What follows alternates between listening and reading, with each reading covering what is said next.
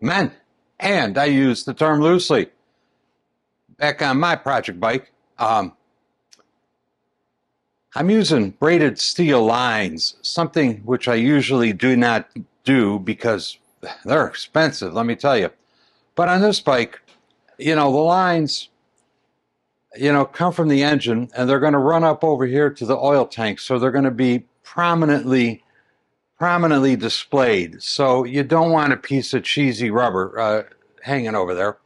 Plus, they are going to be flapping in the breeze, so to speak, and easily snagged. So you don't want a piece of rubber hanging out there. You want something with some substantial mass to it to, protect the oil line.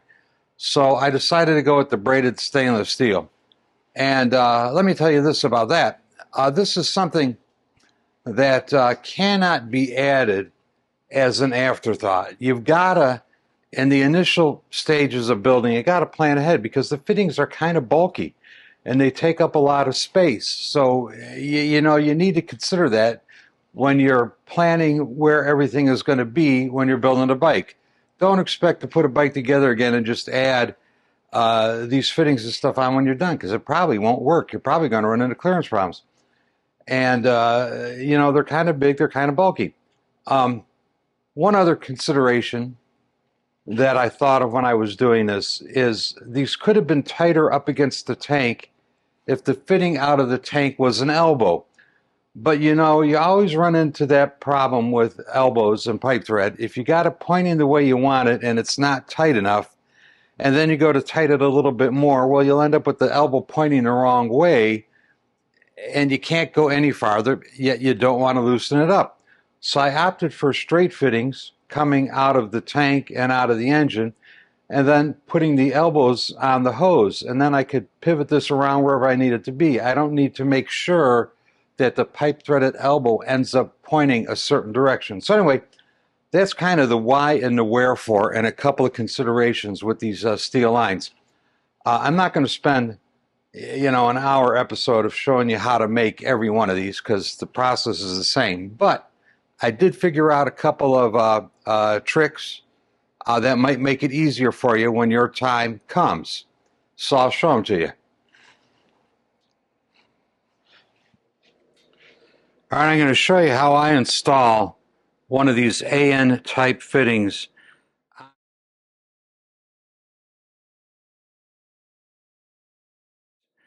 onto a piece of braided hose.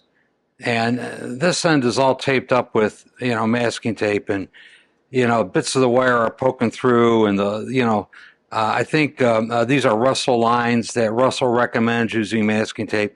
Masking tape will not contain the force of these braided lines, will not contain the force. So I use a piece of a can. This happens to be a cat food can held down with a hose clamp, and I'm going to trim the hose right up to that edge.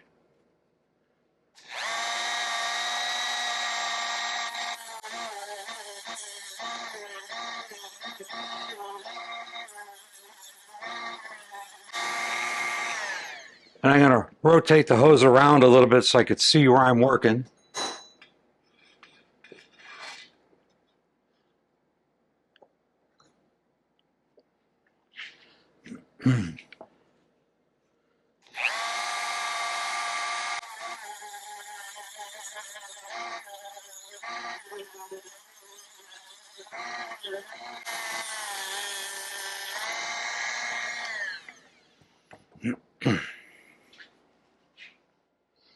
And you could see it's left a pretty neat edge with very few, wires poking out at you. So the cleaner the edge, the easier this process will be. One of the things I did prior to beginning this is you need to be able to clamp the hose in something to force the ends on. And it's really a bitch to force the ends on. And some guys just clamp it in a vise. Some guys use V-blocks. Some guys use pieces of wood. I elected to take a piece of aluminum, drill a hole down the middle of it the same size as the outside diameter of the hose, and then split the block on both sides so I could lay the hose in there and clamp it down. So it's the same diameter as the hose, minus the material that was removed by the kerf of the saw blade. This way it'll hold the hose securely and it won't damage anything. All right, so the object is to stuff this over the end of the hose.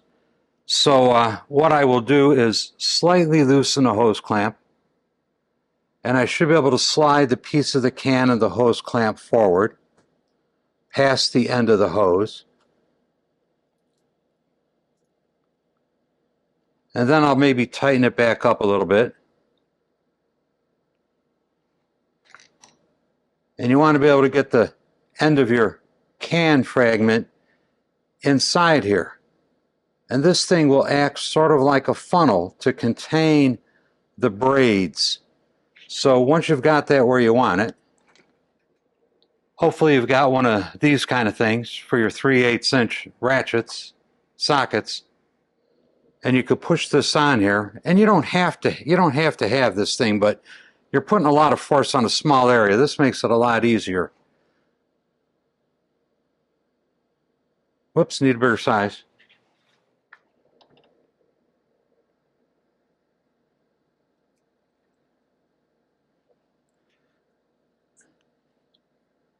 And as you get it on there, you probably want to loosen the hose clamp a little bit so that it'll slide on down. And then just shove it on. And just shove it on. And you can see how difficult it is. Once you've got the braids contained, you could get your piece of can out of the way.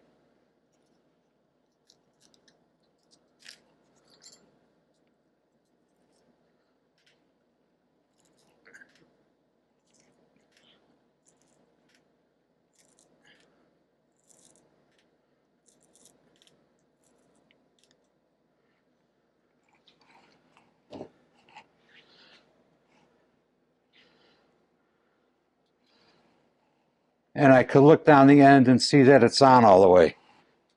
Going to blow some air in from the other end, and you might see a little poot of debris come out of there.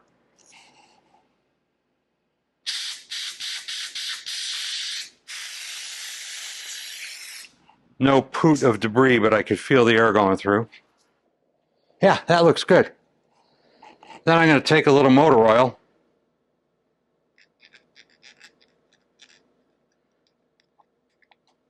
And I'm using motor oil because this is going to be an oil line.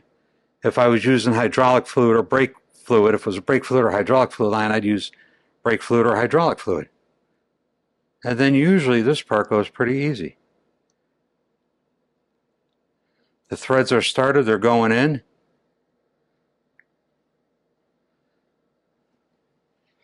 Let me grab a wrench.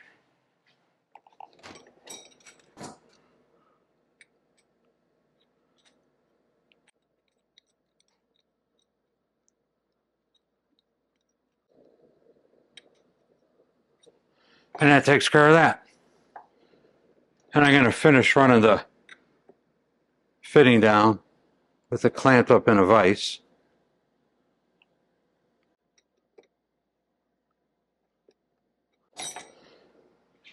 And that's the easiest way I have found to do one of these. So hopefully that'll help you if you decide to do yours in stainless steel. So here's where the hose routing ends up on the right hand side of the bike. The feed line is way down here. Move up a little bit.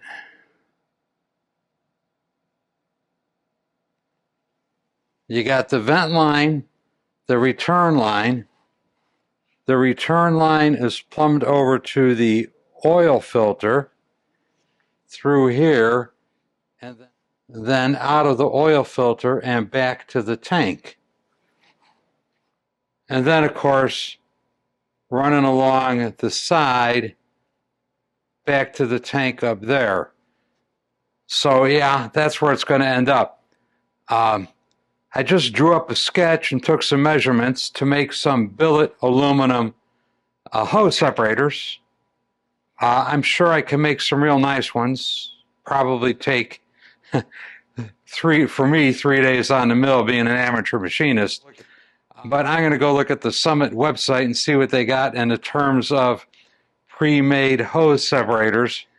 Well, yeah, I could probably make them in 3 days. But on the other hand, if I could buy some hose separators from Summit for, $20 a piece, yeah, that'd save me a bunch of time and aggravation. But for today, I am out of here. Thanks for watching, and we'll see you all later. Bye. Men, if you like this channel and this content, the single most important thing you could do to help grow this channel is to hit the subscribe button. I also have new design coffee cups and stickers available. I like the old coffee cups, but I like these new ones even more. Links are included in the description down below. And for those of you who really want to go the extra mile, you could join me on Patreon. Link is also included in the description down below. And to all of you who have watched these videos, I'd like to say thank you. Thank you very much. I really, really do appreciate it. We'll see you next time. Bye.